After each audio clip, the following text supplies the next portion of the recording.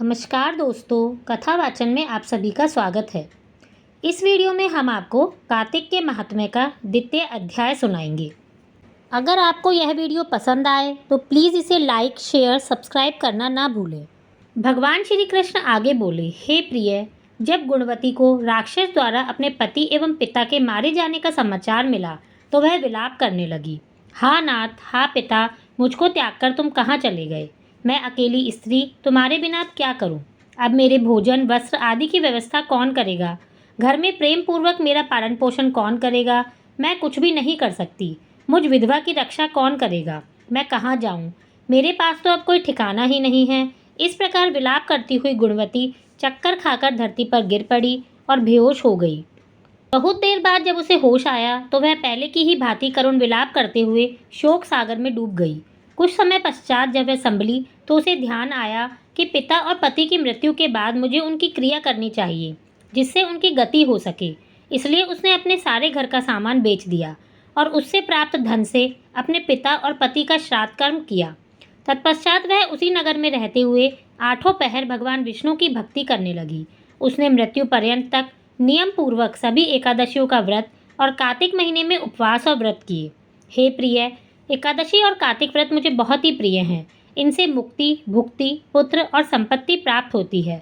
कार्तिक मास में जब तुला राशि पर सूर्य आता है तब ब्रह्म मुहूर्त में उठकर स्नान करने व व्रत व उपवास करने वाले मनुष्य मुझे बहुत प्रिय हैं, क्योंकि यदि उन्होंने पाप भी किए हों तो भी स्नान और व्रत के प्रभाव से उन्हें मोक्ष प्राप्त होता है। कार्तिक में जागरण, स्नान, दीपदान और तुलसी के पौधे की रक्षा करने वाले मनुष्य साक्षात भगवान विष्णु के समान हैं। कार्तिक मास में मंदिर में झाड़ू लगाने वाले, स्वस्तिक बनाने वाले और भगवान विष्णु की पूजा करने वाले मनुष्य जन्म मरण के चक्कर से छुटकारा पा जाते हैं।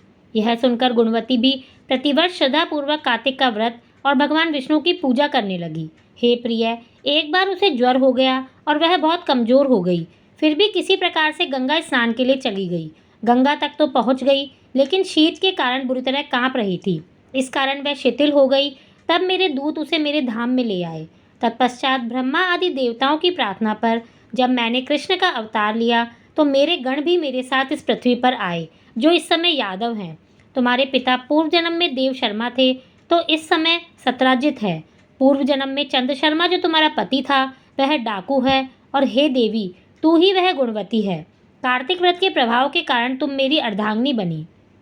पूर्व जन्म में तुमने मेरे मंदिर के द्वार पर तुलसी का पौधा लगाया था। इस समय वह तेरे महलों के आंगन में कल्पवृक्ष के रूप में विद्यमान है। उस जन्म में तुमने जो दीपदान किया था उसी कारण तुम्हारी देह इतनी सुंदर है और तुम्हारे घर में साक्षात लक्ष्मी का वास है। चूँकि तुमने पूर्व जन्म में अपने सभी व्रतों का फल पति स्वरूप विष्णु को समर्पित किया था, उसी के प्रभाव से इस जन्म में तुम मेरी प्रिय पत्नी हुई हो। पूर्व जन्म में तुमने नियम पूर्वक जो कार्तिक मास का व्रत किया था उसी के कारण मेरा और तुम्हारा कभी वियोग नहीं होगा। इस प्रकार कार्तिक मास में व्रत आदि करने वाले मनुष्य मुझे तुम्हारे समान प्रिय हैं। दूसरे जप, तप, यज्ञ, दान आदि करने से प्राप्त फल कार्तिक मास में किए गए व्रत के फल से बहुत थोड़ा होता है, अर्थात कार्तिक मास के व्रत का 16वां भाग भी नहीं होता। इस प्रकार सत्यभामा भगवान श्री कृष्ण के मुख से अपने पूर्व जन्म के पुण्य का प्रभाव सुनकर बहुत प्रसन्न हुई। कार्तिक मास के महात्म्य का द्वितीय अध्याय समाप्त होता है। धन्यवाद।